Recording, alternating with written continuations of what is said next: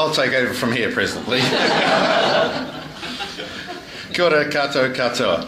It's great to be here. Actually, some past district governors have said to me that they fear speaking on two occasions when they're district governor. The first is speaking to their own club, and secondly, speaking to the Rotary Club of Wellington. So you can imagine my terror when I stand up here, and thank you for that wonderful introduction. Of course, to top it off, I follow on from one of Parliament's great orators.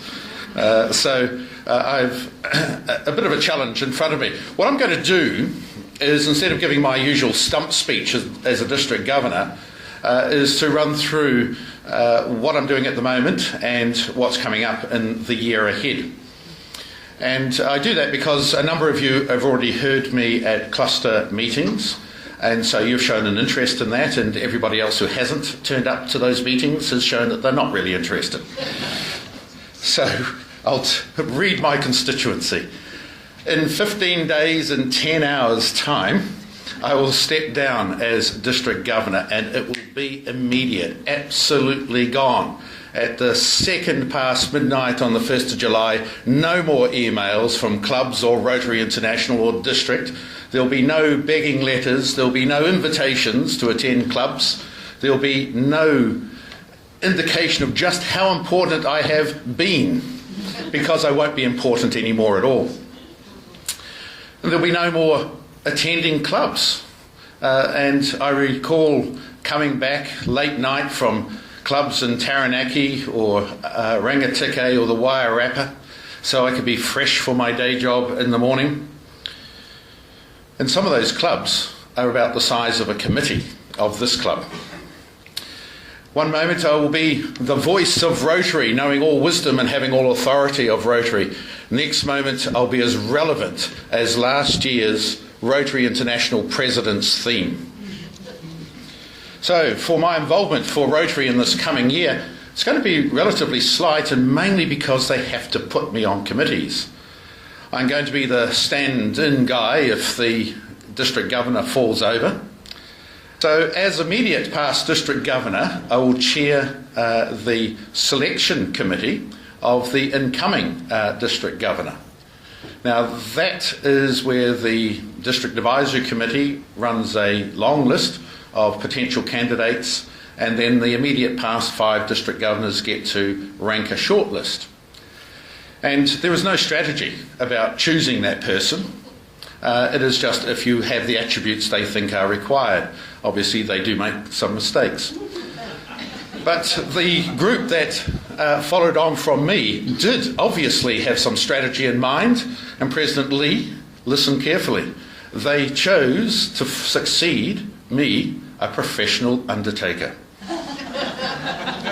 Which I take Sir Michael's point that, look, society is changing, our communities are changing, and so therefore the social response that we have in our communities, and Rotary is nothing more than a social response, that too must change, and we must think deeply and profoundly about how we're going to deliver on the Rotary values in the years ahead.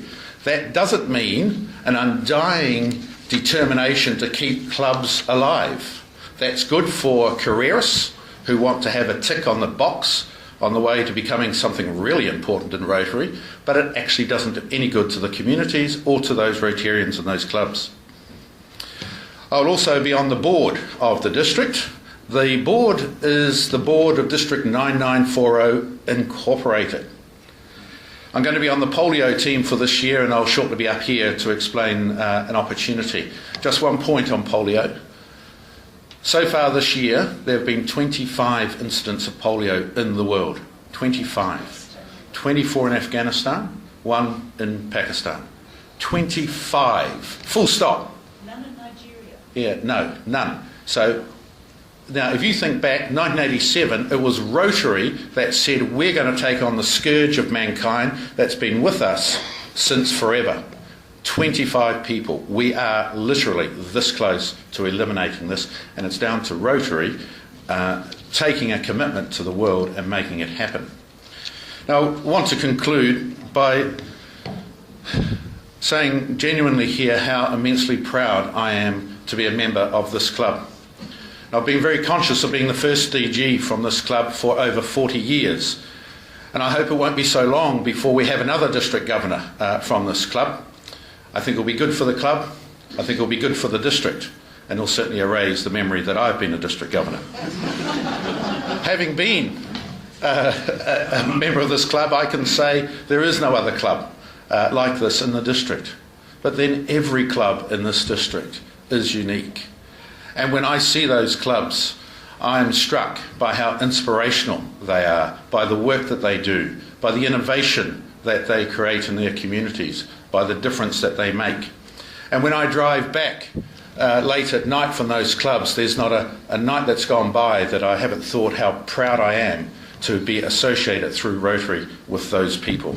What they do is astonishing, and I think we should all respect and admire what happens in Rotary clubs around our district and around the world.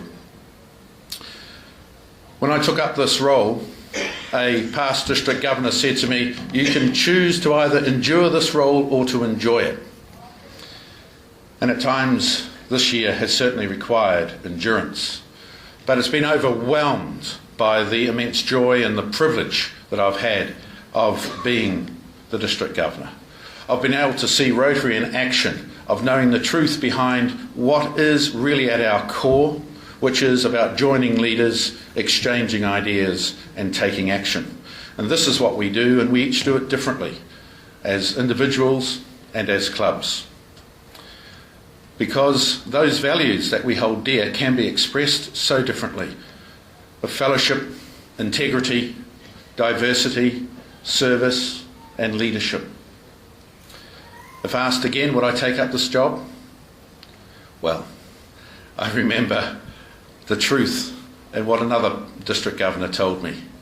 If asked to do it again, I'd have to say, I wouldn't have missed this for $1 million. I wouldn't do it again for $1 million. Thank you, my club.